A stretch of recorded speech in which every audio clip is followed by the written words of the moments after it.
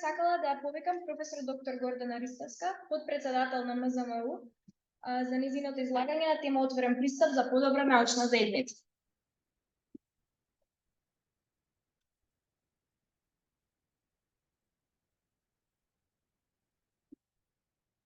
Благодарам.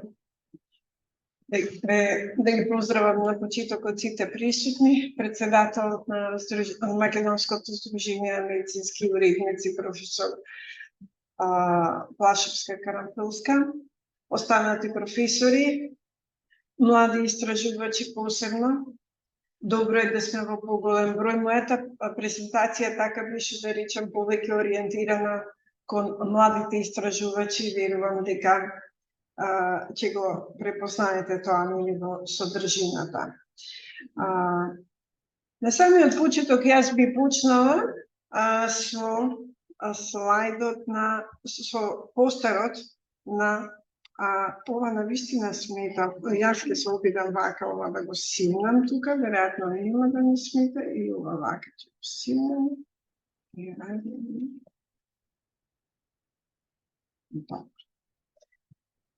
Овогодишната главна порака, која што сака да ја пренесе меѓународната заедница за отворен пристап по публикувањето, е заедницата над комерцијалните интереси, или community over commercialization. Значи, тоа е главната порака. Јас вака ја разбирам, заедницата над комерцијалните интереси. При тоа, може би е добро да се објасни терминот заедница, што значи заедница, на која заедница мислиме. Ако го бараме значењето на заедница, односно на community, тогаш тоа е група луѓе кои што има заеднички интереси, заеднички цели или спроведуваат некои заеднички активности.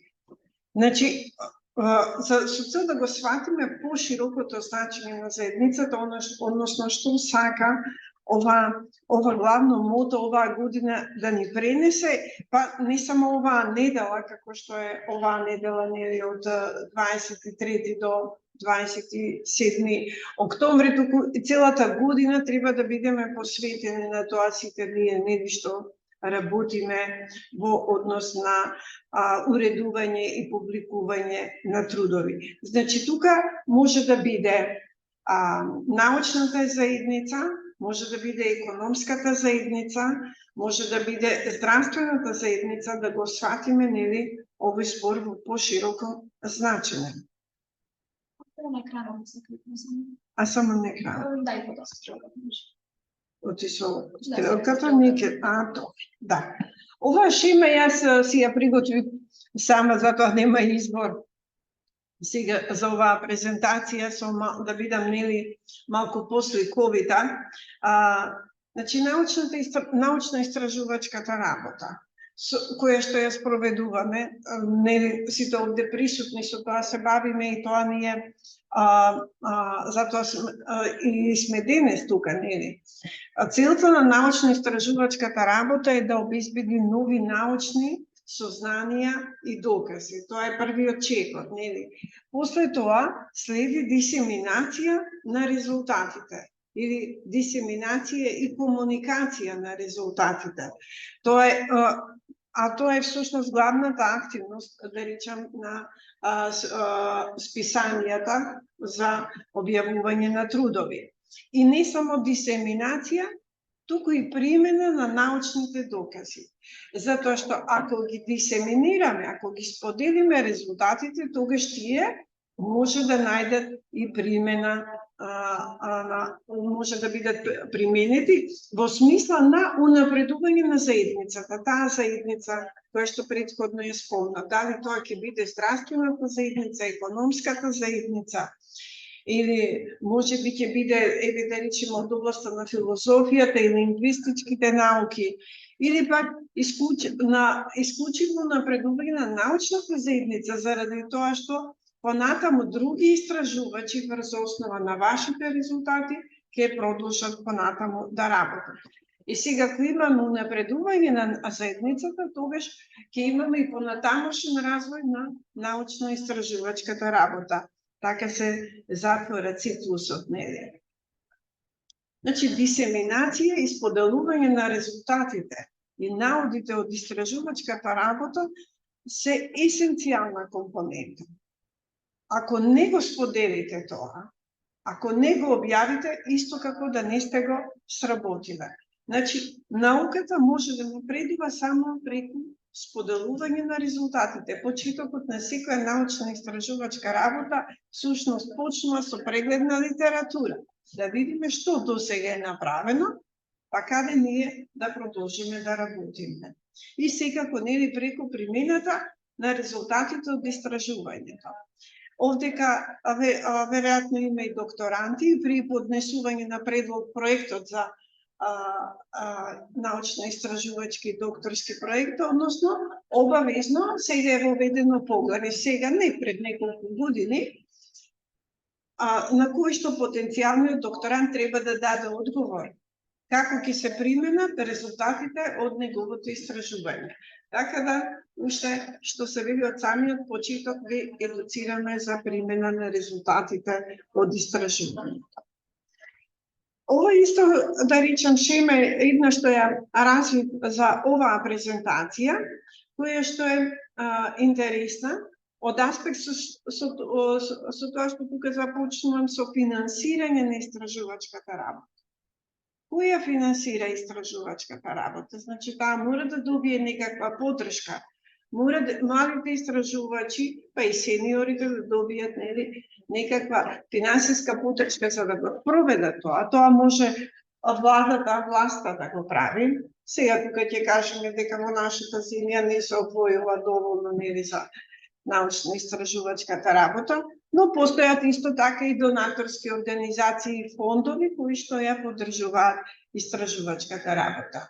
Потоа доаѓаат истражувачите, кои што нели со својата работа ќе дојдат до некои нови научни докази и ќе подготват трудови или извештаи, најчесто нели трудови, со кои што ќе се обратат до издавачите, за да нивната истражувачка работа биде објавена. Кога сме се уште во фазата кај истражувачите, ќе го споменам и рецензирањето, бидејќи преку рецензирање на истражувачите што го прават, преку процесот на рецензирање, понекогаш може да дојдат до нови научни докази. Сега истражувачот се обраќа до издавачите и тука се соочува со котизација за публикување и се соочува со авторски права. Article Processing Charges, професорот ги спомена неколку пати, тоа е многу убава, да речам, многу убаво формулирано од страна најчесто на издавачите, дека тука имаат големи трошоци и заради тоа нивната котизација понекогаш може да биде и над 1000 евра, поготово еве кога целиме кон списанијата со импакт фактор. Значи, издавачите ги земаат бесплатно, тие не му плаќаат на авторот и на авторите, на истражувачот не му плаќаат за тоа што доставува до нив резултати од научна истражувачка работа за да ги објават, туку баш напротив, авторите треба да платат, а после тоа истите тие трудови вршат на некој начин продажба. Продажба таму каде што не постои отворен пристап open access. Значи, гледаме дека некако се поставуваат издавачите, тоа се тие комерцијални интереси. Јас барем така ги гледам. Значи, комерцијалните интереси некако се најмногу издигнати. Сега доаѓа заедницата, која што овдека ја споменувам, економска, научна, здравствена и креаторите на политики, сега ме подсети слайдот, значи и креаторите на политики и носителите на одлуки, и тие се сушност една заедница. Меѓутоа, нив најмногу им требаат овие резултати од истражувачката работа. Им требаат и на истражувачите, неспорно. Некој други истражувачи од други истражувачки центри кои што сакат да продолжат со работата. Им требаат резултати, но и на заедницата им требаат. заради тоа што тие резултати треба да се применат и да го подобрат животот, здравјето на луѓето, односно со еден збор да кажеме, треба да придонесат за јавното добро. Меѓутоа, оваа заедница, гледате сега, таа мора да ги купи овие објавени труд. Зборувам во случај кога нема отворен пристап. Кога има отворен пристап, значи заедницата може да слободно пристапи кон тие трудови и да ги примени тие резултати. Може да ги комуницира и истражувачите, да речем. Оно што е многу актуелно, нашите резултати, кога ние ќе ги соопштиме, со бројки, со статистичка значајност, со корелации, коефициенти, така натаму, многу често за заедницата може да бидат и неразберливи. Тука се, значи, истражувачите кои што треба да направат translation of research, односно да ги прилагат резултатите кон заедницата. Меѓутоа, јас се уште сум кај издавачите на слайдот. Значи, издавачите ги земаат трудовите од истражувачите, трудовите во кои што имаме резултати, дискусија, заклучоци, нели? И после тоа ги продаваат. Кому ги продаваат? На заедницата. А таа иста заедница на некој начин придонела за финансирање на научно-истражувачката работа. Фондовите за истражување сепак од некаде ги земаат пари. Од каде ги земаат? Пак од граѓаните. Значи, така го сваќам, јас оваа порака на овогодишната недела за отворен пристап, може би некој од вас поинаку ја разбира од мене, па може да дискутираме. Значи, откако ќе бидат објавени резултатите, оние кои придонеле за истражувањето, треба повторно да платат за пристап до науката. А истражувањето секако има за цел да го унапреди здравјето, благосостојбата на луѓето, начинот на работа, значи да придонесе за јавното добро. Полека стигнуваме до она што е open access или отворен пристап и не може да не спомнеме, малку ќе се повторуваме, меѓутоа неизбежно е тоа. Значи, научниците секако треба да ги објават резултатите од истражувачката работа, да го споделат со научната заедница, но и пошироко, значи никогаш да не остане само меѓу истражувачите. Тука се соочуваме, нели сега, во последниве години, живееме, често пати практикуваме, да речеме, во време на дигитална револуција и сето тоа ја создаде идејата за отворен пристап, декларација за отворен пристап, која што ја спомена колегите пред мене. Што значи open access или отворен пристап? Намерно го оставив насловот на англиски, не е случајно. Значи, тоа е една бесплатна, непосредна, онлайн достапност на резултатите од истражувачката работа. Меѓутоа, во комбинација со правата за целосно користење во дигитална средина. Значи, можете вие трудот, најчесто трудот сега, тој израз највеќе ми доаѓа, можете да го даунлодирате, можете да го користите, да го цитирате и така натаму, значи целосно користење во дигитална средина. Не можете да го печатите и да го продавате понатаму. Меѓутоа можете да го користите за ваши цели. Тука пред се обраќам вака некако на младите истражувачи. Значи, тоа е еден современ начин на дисеминација на резултатите, кој целосно го користи интернетот, зашто првично и беше создаден. Значи, интернетот може и примарна цел му беше за да го забрза истражувањето.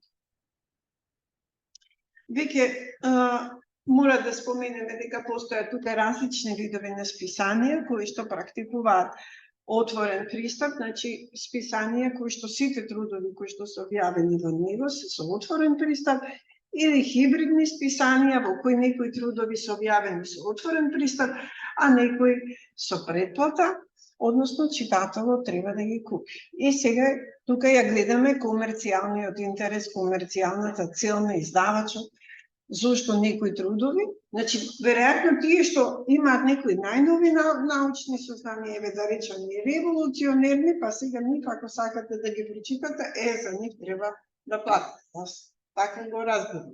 Мотивот за едно хибридно списание. Исто така веќе спомена и професорот Донев дека постојат различни видови на златен отворен пристап, зелен отворен пристап. Во зависност од тоа како е регулиран пристапот, трошоците и повторната употреба. Например, ке златен отворен пристап постои можност за пристап на оригиналната верзија на трудот и на финалната верзија после рецензирање. Авторите плаќаат за објавување во однос на трошоците. Авторите плаќаат за објавување и авторот ги задржува правата за копирање и дистрибуција. Додека кај зелен пристап авторите не плаќаат, а меѓутоа издавачот ги задржува правата за копирање и дистрибуција. Значи, тука има различни видови, јас еве Platinum Open Access го спомена професор Донев. Сега повторно ќе им се обратам на младите истражувачи, па и на сите истражувачи, зошто треба да го користиме отворен пристап. Пред се заради тоа што овозможува зголемен визибилитет. Тоа значи дека секој може да ја прочита вашата резултатите од вашата научна истражувачка работа, вашите заклучоци. Со тоа си овозможувате изголемена цитираност. Значи, почесто ќе бидете цитирани како автори. Отворениот пристап ја потикнува и движи иновативност. Исто така еден од бенефитите за автори. Во денешно време, значи поголема можност за меѓународна соработка. Значи, ако ве има на интернет, ако ве читаат, ако ве има во датабазите со пребарување сте достапни, тогаш и ќе ве препознаат дека работите на тоа поле и ќе имате повеќе, да речам, повици или покани за учество во интернационални истражувачки конзорциуми. Во денешно време, јас претпоставувам, барем ние во медицината, особено во јавното здравје, значи, учествуваме во различни истражувачки конзорциуми поддржани од Horizon 2020 и од COST активностите. И сега некој што ќе се одлучи да започне со некаков истражувачки проект, сака да формира еден конзорциум, а му треба да вклучи истражувачи од повеќе земји. Па дури и ќе речем дека имаат потреба и да вклучат истражувачи од Источна Европа, да не бидат само од западноевропски земји, односно да вклучат истражувачи од средно развиени или земји во развој, така да ако публикувате на овој начин, ќе си го зголемите својот визибилитет и можете да се вклучите во овие интернационални конзорциуми. А верувајте, таквото учество е еден голем бенефит за секој еден истражувач. И што е многу интересно, ова е малку како зачаран круг кој ќе почнеме ако го анализираме. Меѓународните фондови бараат публикување на резултатите во списание со отворен пристап.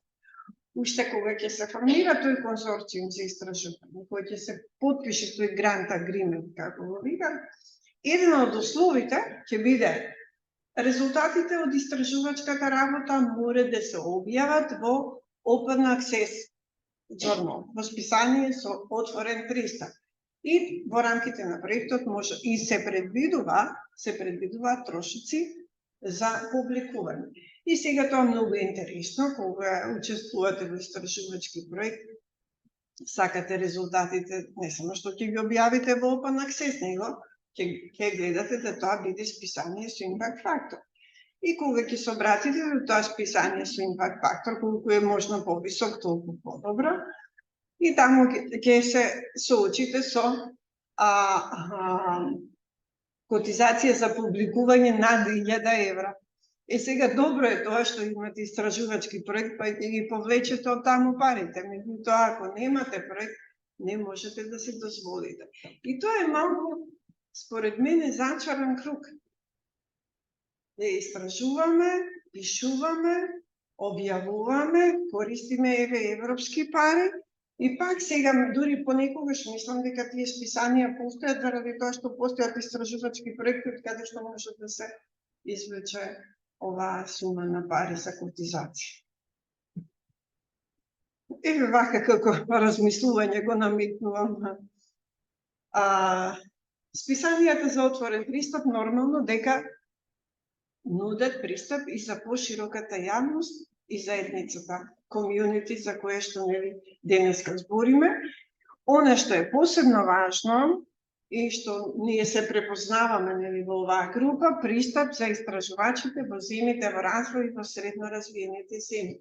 Ние сме среќни ако е open access трудот кој што сакаме, сме го прочитале абстрактно, сакаме да го прочитаме целиот труд, немаме пристап до целиот труд, и тогаш веќе настануваат компликации, треба да го купите, или ако имате институционално членство, можда членарина ако имате, па тогаш да го добиете цел труд. Меѓутоа, тоа ќе биде процес што ќе трае додека го добиете трудот.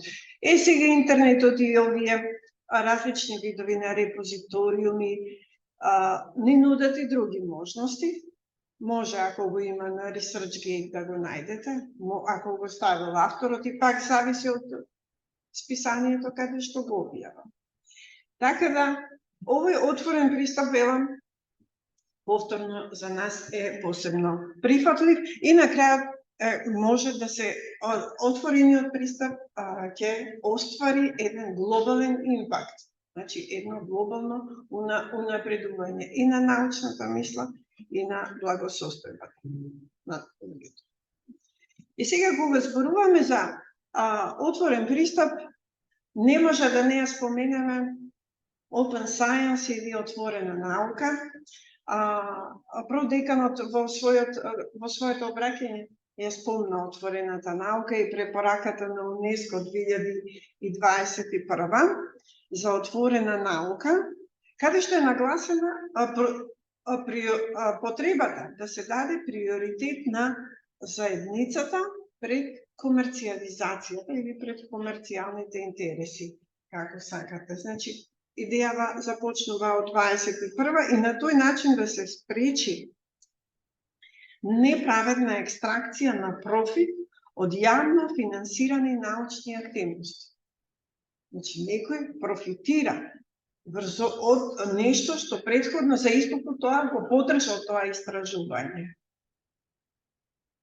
Како што се овие фондови, нели? А тие пари пак доаѓаат од граѓаните, нема од каде на друго место да дојдат. Значи, се финансирани научни проекти, се презентирани резултати кои за да пристапите треба да се плати за нив. Значи, препораката на УНЕСКО за отворена наука е да се спречи неправедната екстракција на профит од јавно финансирани научни активности.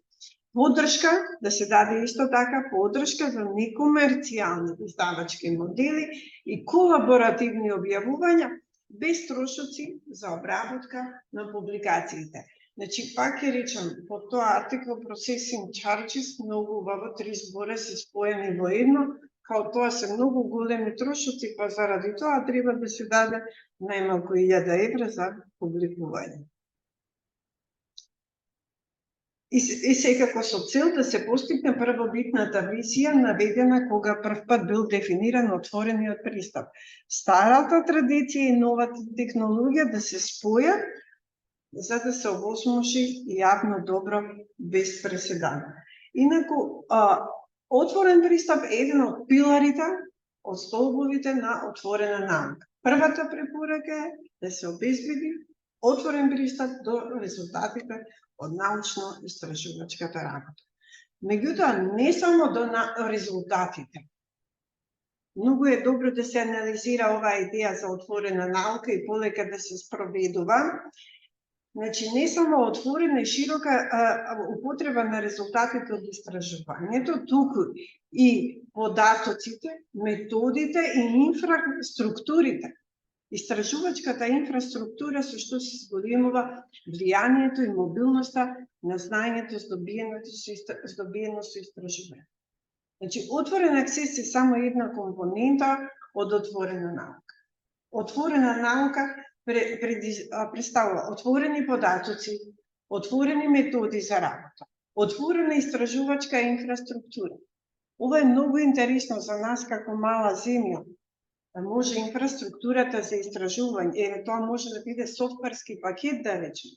Ако некој го има софтверскиот пакет и работи на него и докажал со што да не го користат и останатите.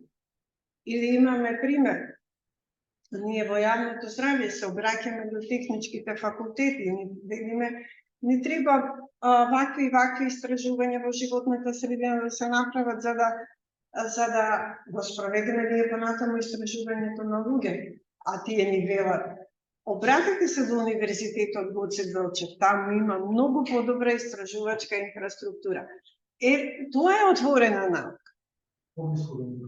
Ако можеме да ја користиме истражувачката инфраструктура. Значи, многу важно исто така го дополнува општественото знаење, потикнува нови иновации и квалитетот и транспарентноста на истражувањето може само да се зголемат како резултат на отворениот пристап, значи реков, резултати, податоци, методи и публикации. Инаку, да, заборавив на дното од слайдот, имаме една веб страна. Тоа е, значи, за отворена наука се зборува кај нас, во нашата земја. National Open Science Initiative. Ова е нивната веб страна каде што може да се најдат многу повеќе податоци за отворена наука и за декларацијата за отворена наука и каде што се идентификувани и сите оние заинтересирани страни кои што треба да бидат вклучени во отворена наука и сите оние што сакаат да ја потпишат декларацијата за отворена наука. Ова е исто така шемата е превземена од нивната страна кои се придобивките од овозможување отворена наука и истражување. Значи, во неа се инволвирани истражувачи, истражувачки тимови, организации, секако управители и финансиери, а на врвот на пирамидата треба да бидат граѓаните и јавниот интерес на граѓаните. Овде ќе ставив оригинална, да речем, дефиниција на Open Science, многу ми се допадна и затоа ја оставив вака како што е напишана на англиски. Значи, движењето за отворена наука има за цел да изгради еден екосистем во кој што науката ќе биде многу повеќе кумулативна, поддржана со податоци, повеќе транспарентна, побрза и ќе овозможи еден универзален пристап. И сега, ајде пак неколку слайда да се вратам на главната порака на овогодишната недела за отворен пристап, комерцијалните интереси наспроти интересите на заедницата. Ова идеја или ова мото наметнува неколку прашања. Повеќе прашање, јас сега овие не ги изброив. Што губиме кога се помал број на корпорации ја контролираат публикацијата на знаења наместо самите истражувачи? Дали губиме, дали добиваме? Се поизвестно е дека губиме. Што губиме кога се помал број корпорации ја контролираат публикацијата на резултатите наместо самите истражувачи? Може ли комерцијализацијата некогаш да функционира во поддршка на јавниот интерес и јавното добро?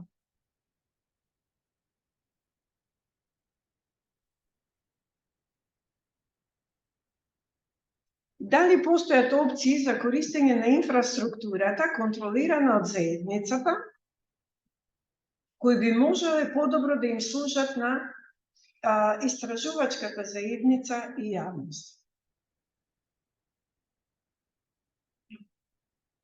Дали можеме да подобро да се искористи таа истражувачка инфраструктура, која што некогаш може да биде, да речеме, дел од една научна заедница, како што го кажав јас. Примерот пред малку тоа мене ми дојде на ум, па ќе речем од моето искуство. Дали постојат опции за користење на инфраструктурата контролирана од заедницата за подобро да изслужи на интересите на истражувачката заедница. И на крајот јас повторно ќе завршам со со постерот на неделата за отворен пристап и со главната порака која што ја носи оваа година заедницата над комерцијализацијата или над комерцијалните интереси. Затоа што на прв поглед кој ќе го прочитате и не е доволно јасно, како да не може да се види, барем за мене кога го прочитав прв пат, си реков, мора малце повеќе да се задлабочам, да го анализирам, за да разберам што сакаат да пренесат со оваа порака.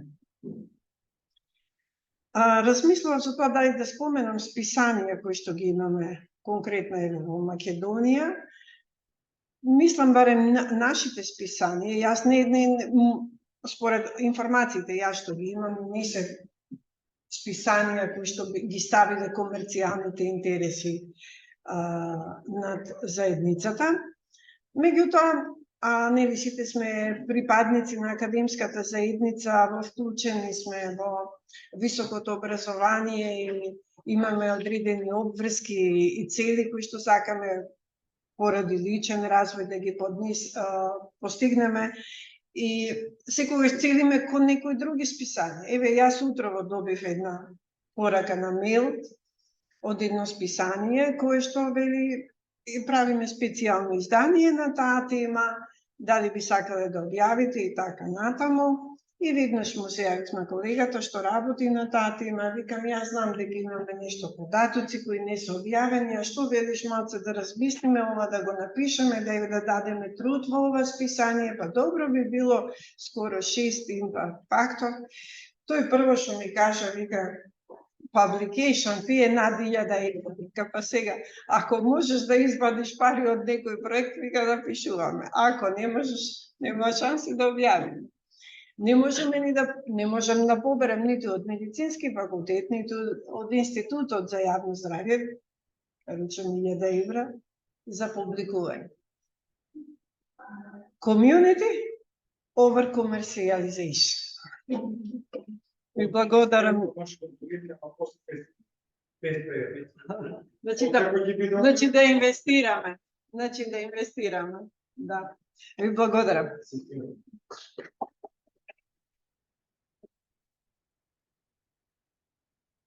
Благодарам многу, Христоска, за интересното предавање за тоа како наша истражувачката работа може да напреди заедницата, за тоа што ни дадете преглед за ноствениот пристап и проблемите на важни за истражувачите и за отворената наука и придобивките од неа.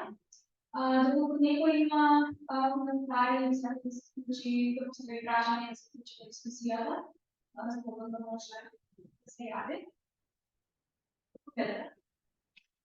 Јас би сакал да кажам како држава постои еден национален конзорциум за библиотеки. Секако би, значи и локално и високошколски, како што и филозофски форматни факултети има и сите останати факултети и университети во нашата држава. Тој конзорциум, да кажем, ќе снабдува сите македонски електронски библиотеки и снабдува со разни информации.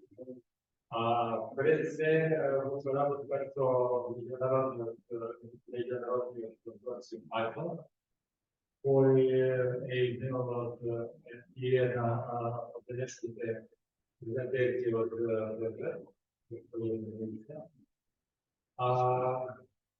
една од програмите на тој меѓународен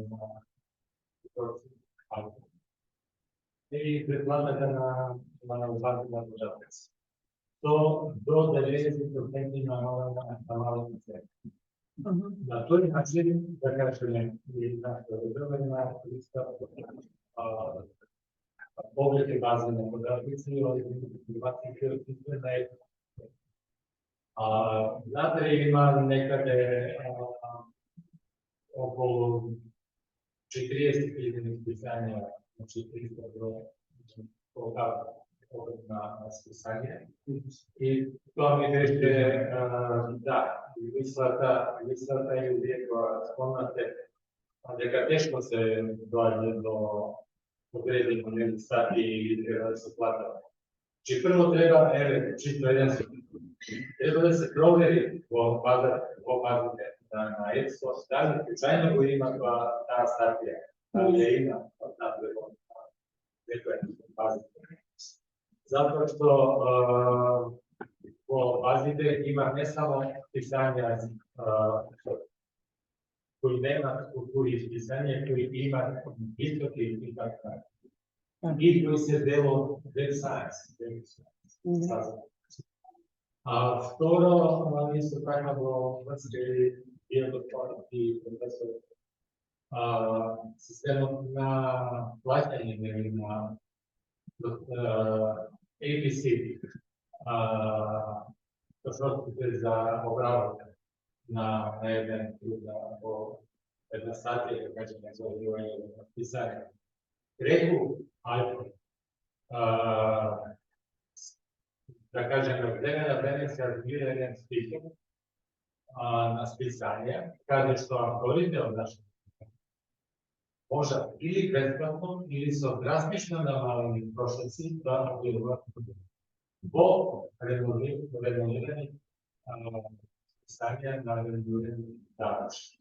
И повеќето од нив наши Значи, редовно добивате, сите членки добиваат информации за тој список и, да кажеме, одреден број, за жал не е премногу голем, годишно од нашата држава автори и уживаат тие бенефиции.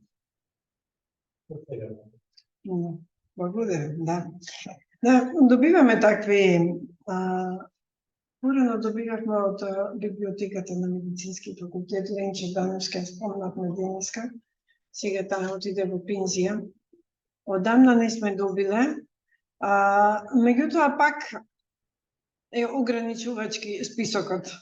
Ама еве вака, некогаш сакаме да учествуваме во познато списание, а сигурно би биле интересни податоците и за нив, бидејќи и за пошироката јавност, за заедницата, бидејќи не се објавени, тоа се резултати кои што не се објавени, кои што ние рутински ги собираме, а би можело еве сега да ги обработиме и да ги презентираме. И сепак сме ние понекогаш на глобално ниво за некои податоци сме црна дупка, знаете, како да нема, како да не постои. Еве, тоа е и можност да споделиме такви податоци. Меѓутоа, од друга страна, и постои една исто така несреќа, Македонија е во групата на Upper Middle Income Countries. За жал. Upper Middle Income Countries. И тогаш не сме ослободени од тие некои давачки. Иако велат дека за давачки, за котизацијата за публикување или па тоа некој си минимално 10 до 20%. Да, има простор за размислување, да. Да, во секој случај, да.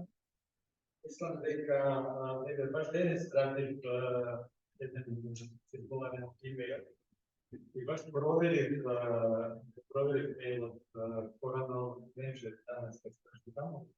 Мислам дека CMP ЕДМК тоа е официјалниот сега мејл на Да. Ма тоа не е проблем, да, тука се до нас ќе појдеме, ке нив ќе ги прашаме. Намерно проверец, само што еве добивме, односно кој сака бесплатен пристап до European Journal of Respiratory Disease. Тоа е многу јако списание, симпатично, еден бесплатно преклајач, може да се добие. И треба само да ми се јава да пополнат лицензен договор и тоа. Така. Само учите да